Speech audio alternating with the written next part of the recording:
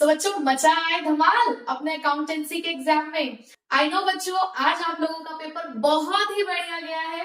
बहुत ही positive response मिल रहे हैं सभी बच्चों से कि पेपर बहुत ही बढ़िया आया था और बच्चों को बहुत धमाकेदार पेपर हुआ है।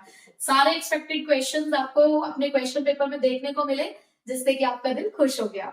हाँ, अगर किसी किसी बच्चे का पेपर अच्छा नहीं भी हुआ तो बिल्कुल बच्चे निराश होने की जरूरत नहीं है। इतना पेपर आपने तब भी कर ही लिया होगा कि आप अच्छे मार्क्स ले आएंगे। पूरे ना सही, लेकिन अच्छे मार्क्स आपके जरूर आएंगे। और बाकी सब एग्जाम्स भी आप दे चुके हो, वो भी तो आपके अच्छे ही गए होंगे। तो अगर एक एग्जाम थोड़ा ज्यादा अच्छा नहीं भी गया तो उसमें परेशान होने वाली कोई बात नहीं है।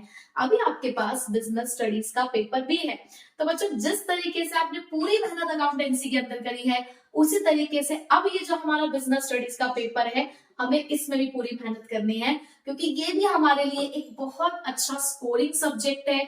और आपको पता है कि कॉमर्स वालों के लिए अकाउंटेंसी और बिजनेस स्टडीज, इसके बिना तो हम कॉमर्स वाले अधूरे हैं, है ना। तो अब बारी आई है बिजनेस स्टडीज में धमाल मचाने की। लेकिन बिजनेस स्टडीज में है थोड़ा सा समय कम, और बीच में आ गया है एक होली का फेस्टिवल। तो बच्चों, आई नो होली का फेस्टिवल है, अब मनाए बिना भी नहीं रह सकते।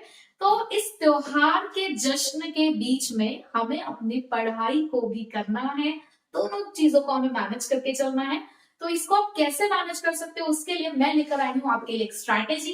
तो चलिए देखते हैं कि क्या है वो स्ट्रैटेजी। जो हमारे पास सिर्फ 3 दिन का समय है, आज का दिन तो ऑलमोस्ट गया, तो आगे जो आपके पास ये 3 दिन का समय है, उसमें आपको कैसे अपनी बिजनेस स्टडीज पूरी रिवाइज करनी है। तो चलो बच्चों, देखो, आपका आज का दिन है 23 मार्च, ठीक है। अब आज ऑलमोस्ट डे ओवर हो चुका है, थोड़ा थक गए हो क्योंकि अकाउंटेंट से बहुत मेहनत कर रहे थे। तो नो वरीज, अभी चिल करो, रिलैक्स करो। लेकिन जब आप रिलैक्स कर जाओ तो ये ध्यान रखना कि आज आपको ये 3 चैप्टर कंप्लीट करने हैं। हल्के चैप्टर्स हैं, तो इसके अंदर आप लोगों को ज्यादा टाइम नहीं लगेगा पढ़ने में। तो 3rd, 8th और 12th चैप्टर आपको आज ही कंप्लीट करना है। कल कल आपको होली, सुबह थोड़ी देर खेल लो। 2 दिन होली मनाओगे, मुझे पता है, बिल्कुल खेलने वाली 25 को, लेकिन मुझे पता है तुम कल भी मनाओगे। सुबह थोड़ी सी होली खेल लो, लेकिन उसके बाद आपको ये 4 चैप्टर करने ही पड़ेंगे। Chapter 9, 10, 1 and 4। 9 एंड 10 इसलिए स्टार्टिंग में करने को कह रही हूँ क्योंकि पार्ट बी में ना बच्चा बड़ा परेशान रहता है इन 2 चैप्टर्स में, तो उसको पहली करके रख लोगे ना तो लास्ट में पैनिक नहीं होगे। तो इसलिए ये इंपॉर्टेंट चैप्टर्स है आपके, तो इनको आप पहले ही निपटा के रखो। तो 2 मैंने थोड़े से ऐसे चैप्टर रखे, 2 थोड़े से हल्के वाले चैप्टर है, क्योंकि फर्स्ट चैप्टर प्लानिंग ही बच्चा बहुत पढ़ लेता है।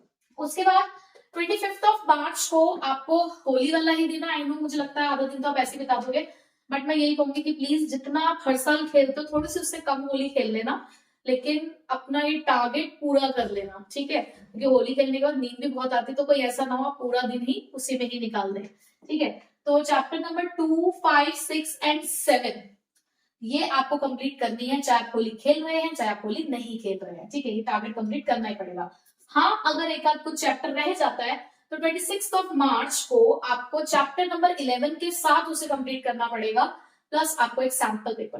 देखो, इन राइटिंग आप जब तक नहीं करते हो ना तब तक चीजें नहीं समझ में आती। कहीं ना कहीं आपको आज के पेपर में टाइम मैनेजमेंट की जो इंपॉर्टेंस है वो पता चली होगी, और वो तभी होती है जितना प्रैक्टिस करते हो। तो एक बार एक सैंपल पेपर निकाल लोगे ना अपने हाथ से, तो आपको समझ आ जाएगा कि यार कितनी देर में क्या चीज हम कंप्लीट कर सकते हैं। तो ये जो स्ट्रैटेजी है ये उन बच्चों के लिए जो पूरा सिलेबस कवर करना चाहते हैं, और जिन्होंने कहीं ना कहीं पढ़ रखा है पहले पूरा सिलेबस, तो वो इस पूरे सिलेबस को इस तरीके से कंप्लीट कर लेंगे, क्योंकि वो रिवीजन मोड में है। बट कुछ बच्चे हमारे अभी भी ऐसे होंगे जिन्होंने पूरा सिलेबस नहीं किया हुआ होगा, क्या हो सकता है ऐसे भी जिन्होंने अभी तक कुछ ना करा हो। तो भैया पास तो हमें सबको ही कराना है, ठीक है।